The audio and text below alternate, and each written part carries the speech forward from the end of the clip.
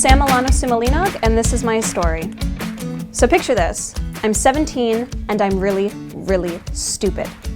My life at this point was a series of bad decisions and even worse haircuts. And I didn't know much, but I knew I didn't want to go to college. So what do you do when you're 17 and don't want to go to college?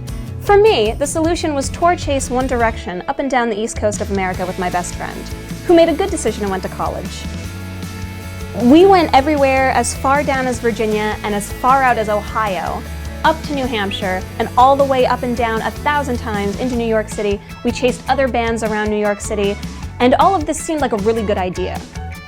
And I thought, great, best idea next, move to New York City. Not a good idea. I had no direction. I had no idea where to go. I had no idea what to do.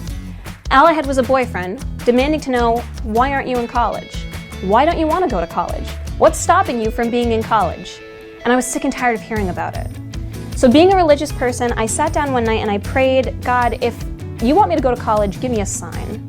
And I'm expecting signs from God to be subtle signs, happening in days, weeks, months. And I wake up the next day, go into the mail, and right there with my name on it, Samantha Milano, is a brochure from Middlesex County College. And I was angry. I didn't want an answer from God that quick. So I throw it away. I wake up the next day, and there in the mail, a second brochure from Middlesex County College with my name, spelled a little bit wrong, but close enough that I knew this is the sign for me.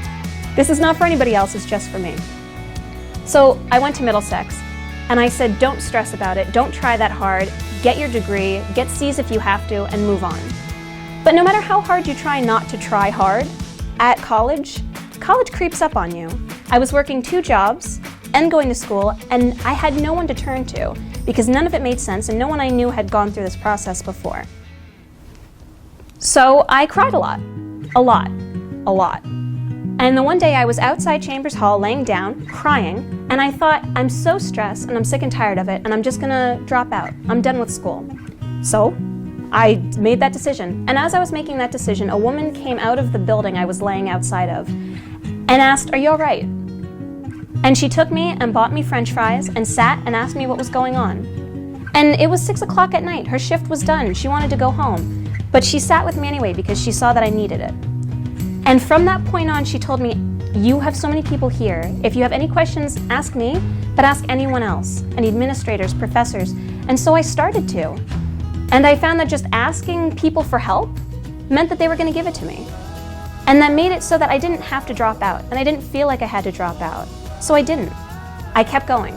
I got my associates from Middlesex, and I transferred to Montclair State University, where, bolstered by the confidence that I had been given and the support that I'd been given at Middlesex, I was able to go through and graduate with awards on top of awards. I had gotten awards from other schools. I had done programs at Rutgers, at Monmouth County, and I ended up graduating valedictorian. I gave a speech at graduation, and it was an amazing day. And most of all, I ended up getting into Rutgers Law School with a full scholarship, which also would not have been possible without all the help that I'd received along the way, and the support, and knowing that there were people cheering me on. And now I'm in Rutgers Law School, and it's such a great experience, and it's such a great decision. When I finish, because of all the help that I've been given along the way, I would love to be able to take that and to push it back out into the world, and to help people who need help because of all the help that I was given. That's my story, and I'm really glad that I made the decision to go to Middlesex when I did.